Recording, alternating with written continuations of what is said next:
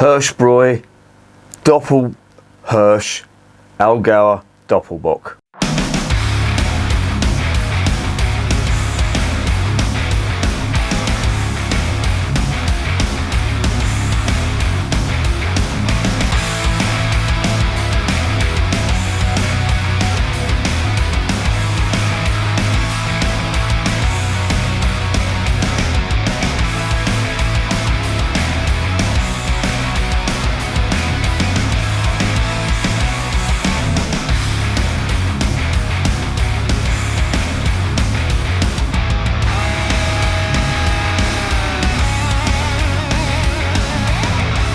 Remember, life is too short to be drinking shitty beer.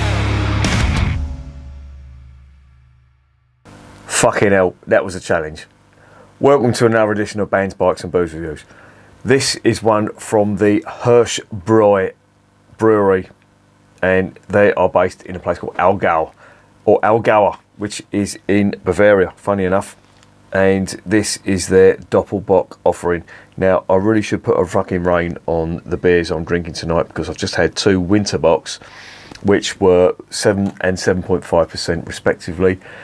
They came from the Bitburger Brewery and the Einbecker Brewery, and very nice they were too. They got reasonably high marks. Certainly the Bitburger one, that was really nice. That was an excellent Winterbock, if that even is a style, because the Einbecker Winterbock that I tried had a little subtitle of Doppelbock underneath it, which means basically it is a Doppelbock.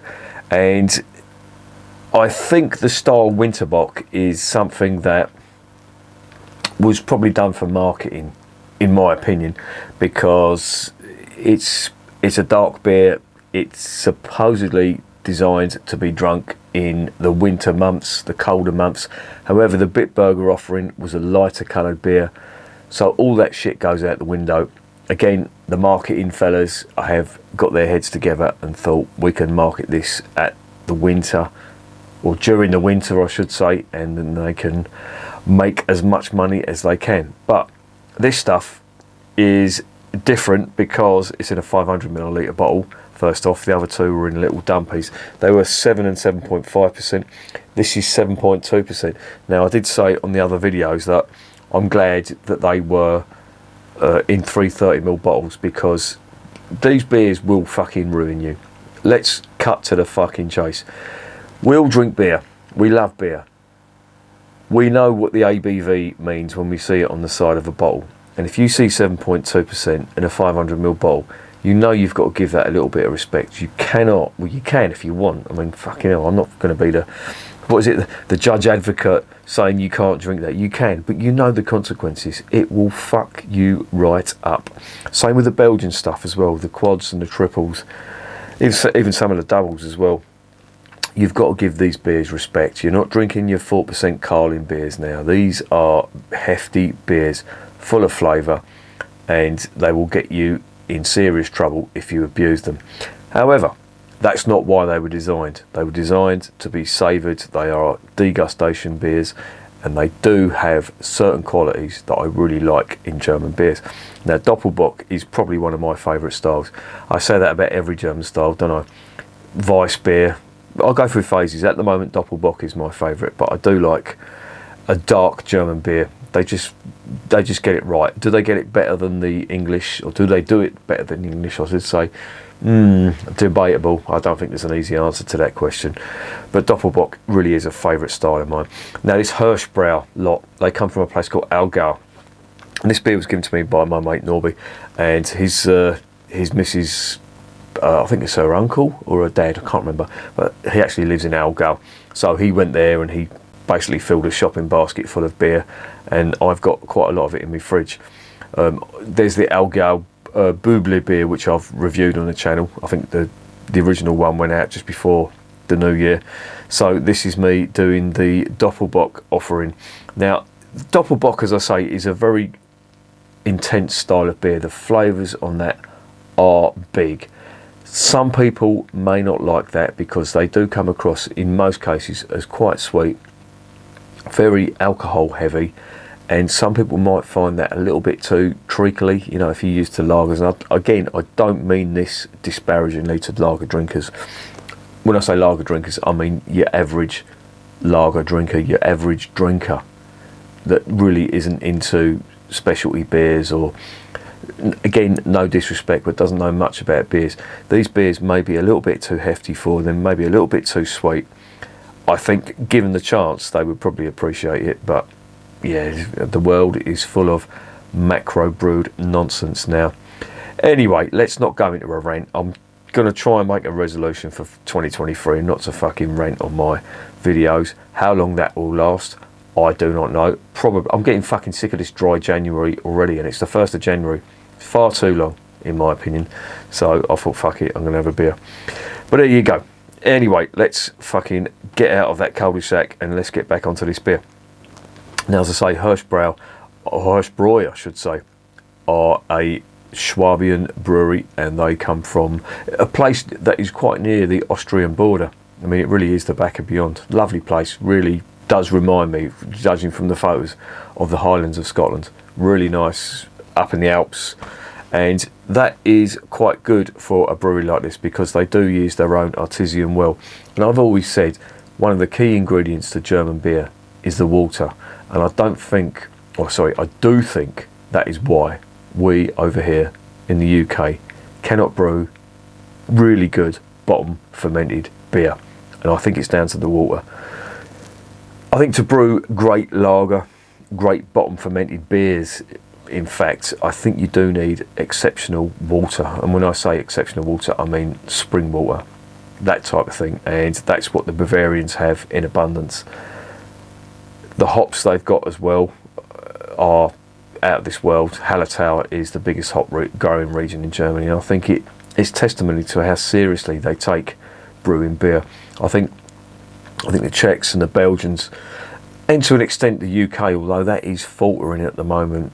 If you look at the amount of breweries that have closed in the UK just in this last year, 2022, it is really sad. I know they're craft brewers, and I'm not a massive craft brew fan, but I hate to see a brewery closing. That is a real sad event, and even macro brewers as well. You know, that's people's jobs, and I've mentioned this a few times, but I hate to see that happening because it's part of brewing history, it's people's jobs, and there are people out there who do like the beer that they brew.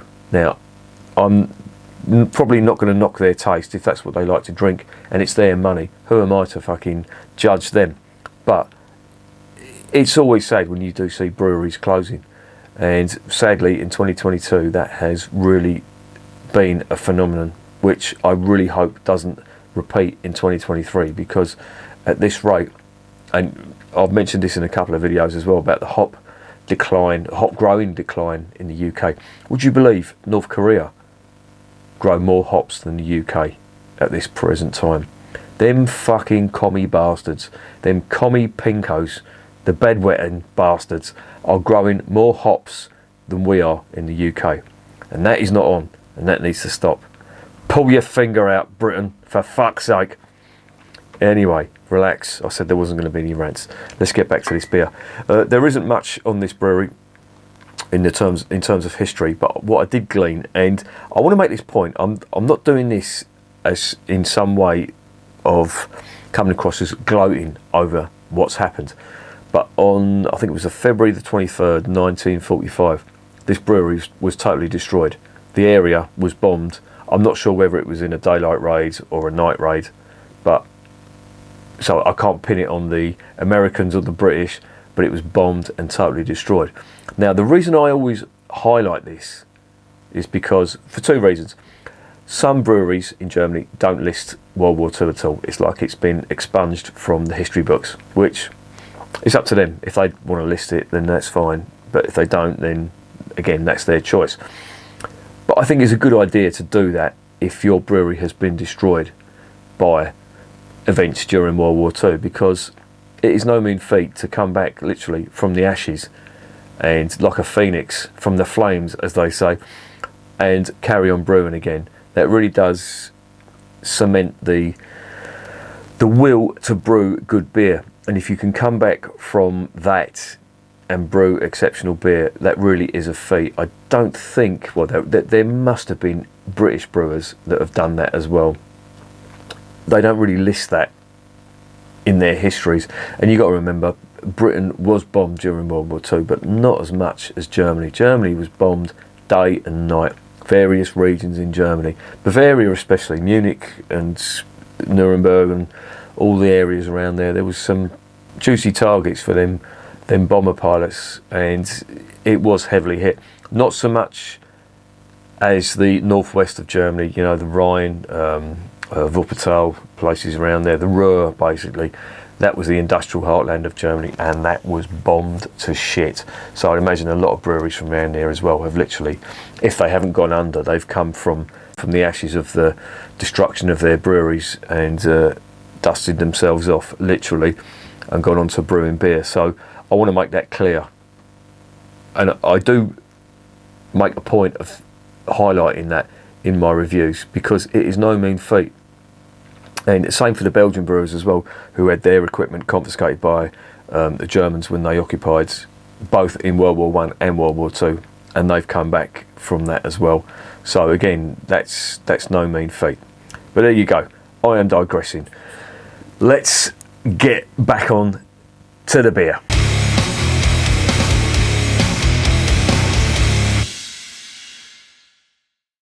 Right, this is a Doppelbock. Doppel Hirsch, as they call it. It is a 500ml bottle. It's 7.2%. Got to respect this in a 500ml bottle. You can't fucking nick this. And that's really all you get from them. There's no real brew sheet on here. All they will say is that they use the finest local malts, and they use hops from two regions. They use Hallertau region hops, but they also use Tettnanger hops as well, which Tettnang is a region in Germany which also grows hops as well. So they're the type of hops you're going to get in this. However, the malt is the big dominant flavour, or ingredient I should say, in a Doppelbock. So with that in mind, let's get it open and let's see what's going on.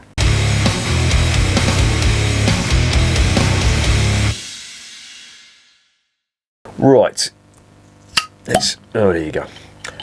The difference, they have bucked the trend. A Bavarian brewer who hasn't put a billy goat on their Doppelbock, which is, well, I think that must be a first. They've put two rutting stags on the front to replicate the name Hirsch from their brewery. Oh, by the way, I'm drinking this out of an Augustina glass that my mate Norby kindly got for me. I've always wanted one of these. See them on eBay, but I thought, fuck it, not getting it from eBay. On the nose, what are we getting? Oh, that smells. See, I've tried one Doppelbock from Einbecker. They're from Saxony, and it was in a green bottle, and it just didn't have this characteristic, this Bavarian characteristic. And I've literally taken one nostril full, and that's just brimming with sweet malt, almost honey-like aromas, and it's really strong and it is really nice. I wish, for fuck's sake, somebody who's got half a brain, not me because I'm fucking useless, please invent smell-o-vision on the internet. It will come one day. I mean, I'm just talking like fucking Blue Peter, aren't I? But I really wish you could smell this, how good this is. Oh, it smells absolutely amazing. Really strong, sweet malt. Really is lovely. It's almost cherry-like. That's how pungent it is. Oh, that does smell good, I have to say. Let's get a little bit more in there. Now, I'm only going to pour a little bit in there because I do have to take my time with this beer, because it's 7.2%. It looks amazing. I mean, look at that. That's a lovely ruby colour. Nice, slow-moving. In a clean glass, believe it or not.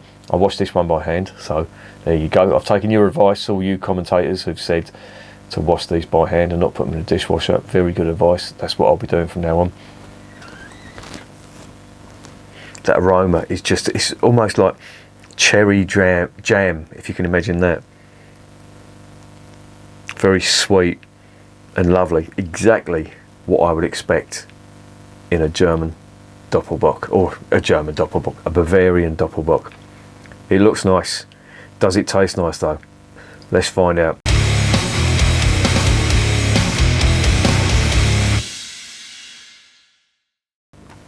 Zum Wohl.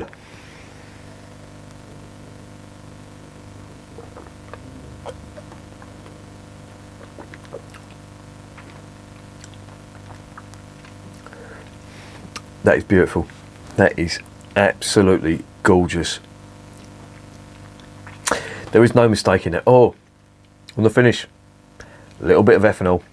A little bit of ethanol bite to that. Not much, but it's there.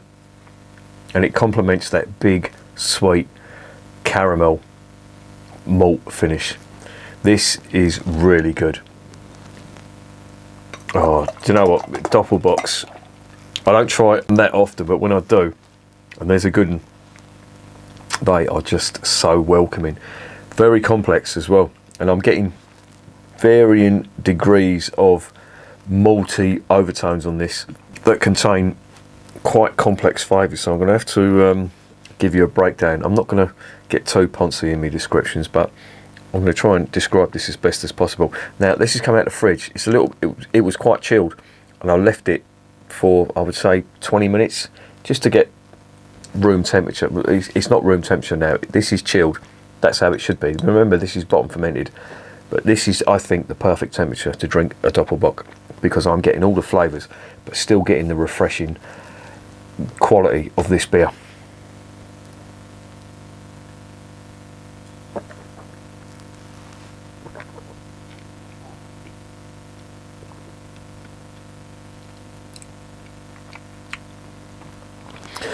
Yeah, so you've got the big dark fruit going on. That's the big thing with Doppelbock. You've got the fruit cake, stroke Christmas cake style flavours going on there with the dark fruit, such as raisin, damson, date and fig. They're the big dominant flavours. And then, but on top of that, you do get quite a nice seam of that liquid bread on the finish, if you know what I mean. There is a hint of ethanol on this as well, but the main thing for me in this is the big fruit.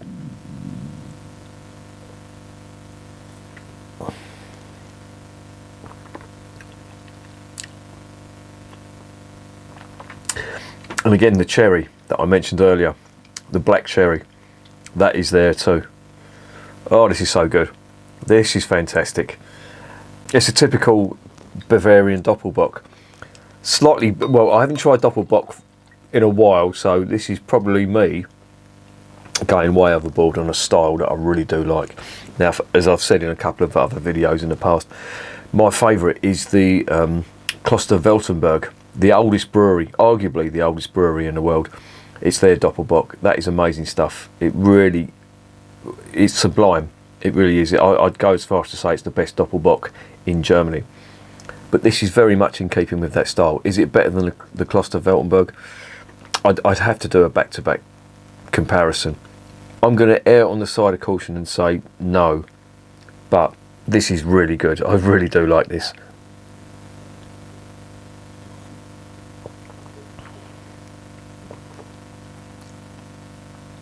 Oh, and it's so smooth. The mouthfeel is just so, well, for want of a better word, it's dangerous, because it makes it even more drinkable than it is. This is really nice. Now, if you're a fan of English ales, you know, I'm not talking about bitters, I would class them as a different style. But if you're a fan of ruby ales and you think they're a little bit too sweet with the invert sugar that they put in there, you need to try this. This has got honey sweetness along with dark fruits, if you can imagine that. That's how sweet it is, but it is so good. This is fantastic. And I know you can say, oh, I've got a bias towards Bavarian beer. There's a reason. It's because it is fucking good beer. I don't have a bias towards crap beer. I refuse to, in fact. And I will call out bad beer when I try it, even if it does come from Bavaria. I have to say, this is absolutely amazing stuff. And they've put it in a 500ml bottle at 7.2%. That is a recipe for disaster for any unsuspecting Brit that goes to Bavaria. Believe me, there will be carnage.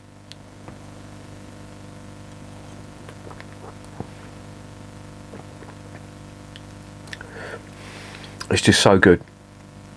That is fantastic. That has got everything a good Doppelbock should have, and a little bit more as well. The big sweetness on there, the dark fruit, the raisin, the date and the fig that you get in a sort of a Christmas cake or fruit cake. You got that type of flavour. You've also got a very, very subtle hint of ethanol. It's not big, but it is there, and it only complements what's gone on before. But then you do get the big caramel malt finish on the end, and it's just superb. For me, that is the ultimate drinking experience, and I defy any English ale drinker to say that that is a bad beer. I really do. I think if you really know your English ales and you taste some of this and you say this is bad, then I really would question your taste. I know taste is subjective, but you can't, it's just impossible. If you appreciate English dark beers, you're going to love this, and I do mean that.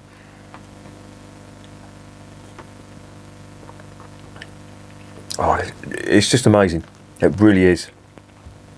And that is a credit to Bavaria. Now, they're quite a small concern, this Hirschbra. I'm going to have to park that beer because I can feel that it's starting to go to my head already.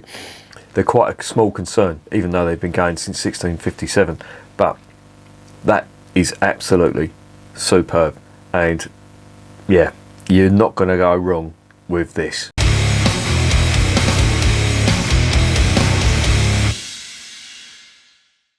So what is the verdict on the Doppel Hirsch Allgäuer Doppelbock? In a word, that is superb. I haven't had Doppelbock in a while, I must say, and it is so refreshing to have a really good one like this as your first one. Now, don't get me wrong, I have had bad Doppelbocks from Bavaria, so much so that I've really slated them and poured them down the sink. I think it was a year after I started reviewing them. I bought a whole batch from, I think it was Beers of Europe or House of Trembling Madness. And have I still got? No, I don't think I have. Was that one of them? No, I don't think it was. But I had a few and really didn't like them at all. I poured them down the sink. They just weren't good. However, this stuff is amazing, and I really want to give this a 10 out of 10 and rate this as a fantastic Doppelbock. I'm not sure whether it's because I haven't had a Doppelbock in a long time, and this is a reasonably good one, but because I haven't had it in a while and I'm getting in flavours that I'm thinking this is out of this world. But I can only go on what's put in front of me. If this was a bad beer, you would know about it, but it's not. This is fantastic. So on that strength, and bear in mind that Doppelbock is, at the moment, one of my favourite styles. I think Weissbier has taken a back seat. Doppelbock has taken over. I'm going to give that a 10 out of 10. And I know I throw 10 out of 10s around quite liberally, but I do that to try and impart to you how good the beer is. And I'm sure if you're watching this channel and judging by your comments that you're going to like this beer as well. I hate to see people wasting money on bad beer or average beer. I really would. That's the whole mission of the channel, is for you out there to get the best beer down your Gregory Peck's. And believe me, if you can hunt this down, then get it, because it is fantastic. Now, I'm not sure how widely available this is. I think I've seen this on the House of Trembling Madness website, and I'm not sure whether Beers of Europe do it or not. But if you can find this, this is a great beer. It really is good. In fact, I should, if I can get it over here, and that will be a test, I should really have a back-to-back with the Kloster Weltenberg Doppelbock, because again, that, as I say, that's the standard, that's the marker that I use to judge all other beers. I do have certain markers for beers that I compare them to. So, for example, for the Helleses, I have the Augustiner and the St. Georgenbräu. They're the two that I judge all Helleses on, and if they don't come up to that sort of standard, then they're not that good.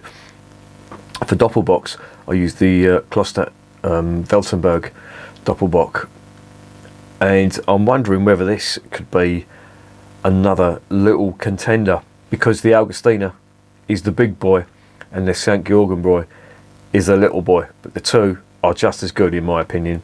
And I'm wondering whether that's another contender for being the little boy in the shadow of the Kloster-Weltenberg, because you have to remember Kloster-Weltenberg arguably are the oldest brewery in the world. Some people say it's Weihenstephaner, but I don't know, not sure.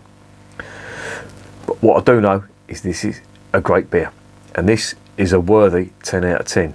I urge you to try this if you do like Doppelbocks. Remember, it's hefty ABV, it's not to be taken lightly, you have to give it respect. You cannot session this. 2 bottles maximum, depending on your alcohol tolerance. This will get you drunk, and I'm starting to feel it already. And I've had 2 before this, so I'm going to put that down there. I'm going to tell you that that's 10 out of 10. I'm going to tell you that beer is working class champagne.